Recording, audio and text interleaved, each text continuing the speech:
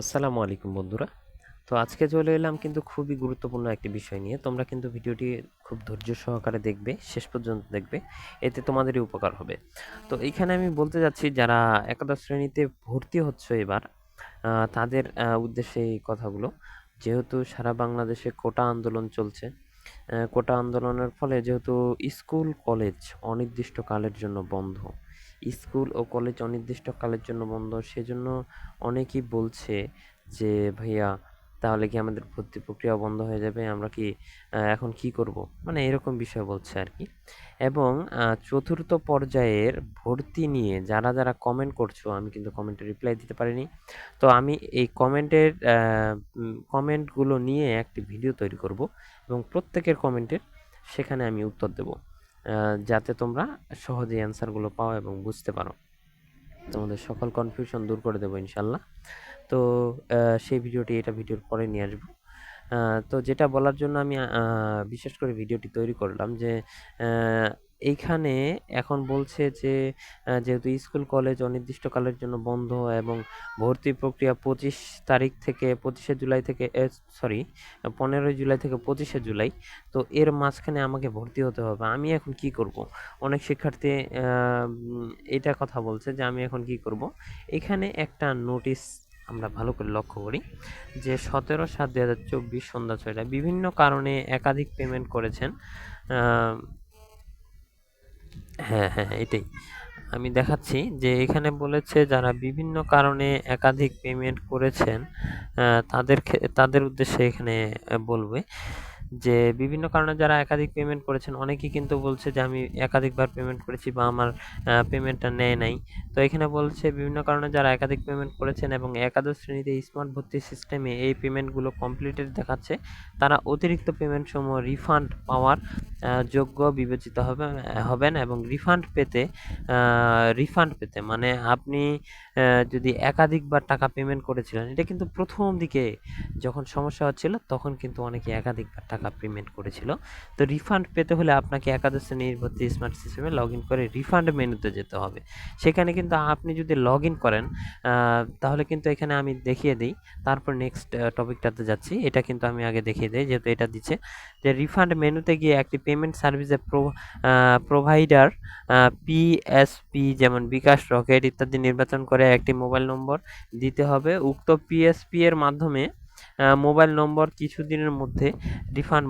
কিছুদিনের মধ্যে রিফান্ড পাঠাতে হবে। অতএব তথ্যগুলি সতর্কতার সাথে সঠিকভাবে পূরণ করুন। এমন একটি মোবাইল নম্বর দিন যেটি আপনার কিংবা আপনার নিকট আত্মীয়ের এবং সেই নম্বর নির্বাচিত সেই নম্বরে আপনাকে নির্বাচিত পিএসপি এর অ্যাকাউন্ট সক্রিয় রয়েছে। উল্লেখ্য যে যারা বিভিন্ন সময়ে আবেদন বাতিল করিয়েছেন কিংবা সময়মতো নির্বাচন নিশ্চয় না করায় স্বয়ংক্রিয়ভাবে বাতিল হয়ে গেছে, তাদের পেমেন্টগুলো ইনভ্যালিডেড দেখাবে যা রিফান্ডের জন্য যোগ্য বলে বিবেচিত হবে না। এখানে কিন্তু ক্লিয়ার করে দিয়েছে যারা কোনোভাবে নিশ্চয়ন করেননি বা প্রথমে যখন টাকা দিয়ে আবেদন করেছিলেন সেক্ষেত্রে কিন্তু সেইগুলো কিন্তু রিফান্ড করবে না, তারা এটা বলে দিয়েছে। এবং ভর্তি প্রক্রিয়ার ক্ষেত্রে এখানে বলছে যে শিক্ষাবর্ষে একাদশ শ্রেণীতে অনলাইনের মাধ্যমে ভর্তির লক্ষ্যে অনুমোদিত নীতিমালা অনুযায়ী, মানে তাদের যে নীতিমালা রয়েছে তা অনুযায়ী শিক্ষার্থীদের আবেদন গ্রহণ, কলেজ নির্বাচন শিক্ষার্থী কর্তৃক সমাপ্ত হয়েছে।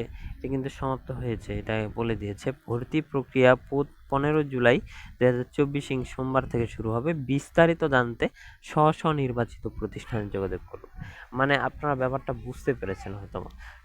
কলেজ আমি চান্স পেয়েছি, ধরুন আমি চান্স পেয়েছি কোনো একটা সরকারি কলেজে, আমার জেলার সরকারি কলেজে, ঠাকুরগাঁও সরকারি কলেজ। তো আমি সেখানে চান্স পেয়েছি মনে করুন। তো এখন আমাকে সেখানে যোগাযোগ করতে হবে। যেহেতু এখন স্কুল কলেজ অনির্দিষ্টকালের জন্য বন্ধ, সেক্ষেত্রে কি ভর্তি প্রক্রিয়াতে কোনো প্রভাব পড়বে কিনা বা ভর্তি প্রক্রিয়া বন্ধ কিনা সেটার জন্য আমাকে কলেজে গিয়ে যোগাযোগ করতে হবে যে আপনারা ভর্তি নিচ্ছেন কিনা বা ভর্তি প্রক্রিয়া সচল আছে কিনা। তো কালকে আমি খোঁজ নিয়েছি কলেজে, বেশ কয়েকটি কলেজে খোঁজ নিয়েছি যে তারা ভর্তি প্রক্রিয়া কিন্তু চালু রেখেছে। ভর্তি প্রক্রিয়ার জন্য কিন্তু তারা কলেজে যেতে বলেছে, যে অবশ্যই হ্যাঁ, ভর্তি প্রক্রিয়া যেহেতু 15 জুলাই থেকে তারা বলেছে ভর্তি প্রক্রিয়া যেহেতু 15 জুলাই থেকে 25শে জুলাই, সেক্ষেত্রে আমাদেরকে এই সময়ের মধ্যেই সকলকে ভর্তি করে নিতে হবে এবং ভর্তি প্রক্রিয়াতে এটার কোনো প্রভাব পড়বে না। ভর্তি প্রক্রিয়ার মতোই চলতে থাকবে। যদি 2-1টা কলেজে সমস্যা হয় সেক্ষেত্রে তারা বলে দেবে যে অমুক দিন আসতে বলবে বা অমুক দিন আসতে বলবে। যাই হোক, যেহেতু এই 10 দিন শিক্ষা বোর্ড থেকে ধরে দিয়েছে, তাহলে এই 10 দিনের মধ্যেই তোমাদেরকে ভর্তি হতে হবে। এই বিষয়টা আমি ক্লিয়ার করে দিলাম এবং নেক্সট ভিডিওটি আমি আনছি, নেক্সট যে ভিডিও সেটি আমি মূলত নিয়ে আসছি যারা কমেন্ট করেছে চতুর্থ পর্যায়ের আবেদনের জন্য, যারা কমেন্ট করেছে। একটি বিষয় না বললেই নয় যে কলেজ ওভারভিউ, আমি কিন্তু আরেকটা বিষয় তোমাদেরকে এর আগের ভিডিওগুলোতে আমি বলেছি যে তোমরা যে বলছো যে আমি যে কলেজে বরাদ্দকৃত আসন সংখ্যা রয়েছে সেই কলেজে আমি ভর্তি হতে চাচ্ছি বা সেই কলেজে আমি ভর্তি হবো, এখন কি করব? আমি বারবার বলেছি যে ম্যানুয়ালি ভর্তির জন্য আগে তোমাকে যোগাযোগ করতে হবে। সেক্ষেত্রে তোমাকে কিছু পরিমাণে টাকা কিন্তু বেশি নিতে পারে, তারা কিছু পরিমাণ টাকা কিন্তু বেশি নিতে পারে, কিন্তু সেক্ষেত্রে তোমারই উপকার হবে। তোমাকে যদি তারা একটা সুযোগ দিলে কিন্তু সেক্ষেত্রে তুমি তোমার 1 বছর সেভ করতে পারছো। 1 বছর সেভ হয়ে গেলে কিন্তু সেটা বিশাল ব্যাপার।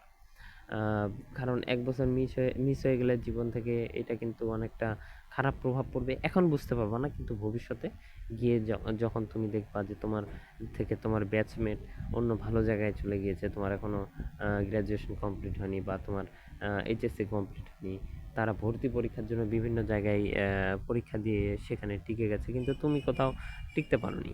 এরকম বিষয় নিয়ে তখন তোমার কিন্তু খারাপ লাগবে। এটা খারাপ লাগারই কথা। তাই আমি চাই তোমরা স্ব বোর্ডের, জেলার, থানার যে কলেজগুলো রয়েছে সেখানকার যে কলেজগুলো সরকারি কলেজ নয়, এমপিওভুক্ত যে কলেজগুলোতে রয়েছে, সরকারি কলেজ কেন নয় বলছি, কারণ সরকারি কলেজে আসন সংখ্যা থাকে না। সরকারি কলেজে বরাদ্দকৃত আসন সংখ্যা খুবই কম, কারণ এর 3য় পর্যায়ের বিজ্ঞপ্তি হয়ে গেছে। তোমাদেরকে বুঝতে হবে 3য় পর্যায়ের বিজ্ঞপ্তি হয়ে গেলে সেখানে কিন্তু সুযোগ অত্যন্ত কম, কারণ সিট সংখ্যা 3য় পর্যায়ের পর ফাঁকা থাকে না। যদিও থাকে সেক্ষেত্রে 1-2টা আসন থাকতে পারে। এবং যেগুলো এমপিওভুক্ত কলেজ রয়েছে সেইগুলো সরকারি বাদে আর কি, সেইগুলোতে গেলে কিন্তু তারা হয়তো বা কিছু টাকা বেশি নিতে পারে, কিন্তু তোমাকে ভর্তি নিয়ে নেবে। তাই আমি চাই যে ইন্টারমিডিয়েট তুমি যেখান থেকে পড়ো না কেন, কোনো ব্যাপার না, তুমি যে কোনো একটা কলেজে ভর্তি হয়ে থাকো। ভর্তি হওয়ার পর আর টিসির ব্যাপারটা, কেউ যদি টিসি নিয়ে অন্য কলেজে যেতে চায় সেক্ষেত্রে তাকে কিন্তু অপেক্ষা করতে হবে। কলেজে ভর্তি হলে কিন্তু সাথে সাথে টিসি দিবে না তোমাকে, কোনো একটা কারণ দেখাইতে হবে যে অমুক কারণে বা অমুক কারণে। তাই আমি বলছি যে এই ভুলগুলো তোমরা যাতে না করো, এবং যারা ভর্তি এখনও হয়নি, আমি কিন্তু প্রথম দিকে একটা ভিডিওতে বলে দিয়েছিলাম ভর্তি রোল যাদের আগে হবে তারা কিন্তু অনেক অ্যাডভান্টেজ পাবে, পরীক্ষাতে হোক, বোর্ড পরীক্ষাতে হোক। তাই আমি বলছি যারা ভর্তি হয়নি এখনও, প্রথম দিকে ভালো যে ছাত্র রয়েছে তারা কিন্তু প্রথম দিকে ভর্তি হয়ে যায়। তাই তোমরাও চেষ্টা করবে প্রথম দিকে ভর্তি হওয়ার জন্য। তাই সকলেই ভালো থাকবে আর সুস্থ থাকবে, এবং আমার ভিডিওটি শেষ পর্যন্ত দেখার জন্য ধন্যবাদ। আমার চ্যানেলটিকে সাবস্ক্রাইব করে বেল আইকনটি প্রেস করে দেবে।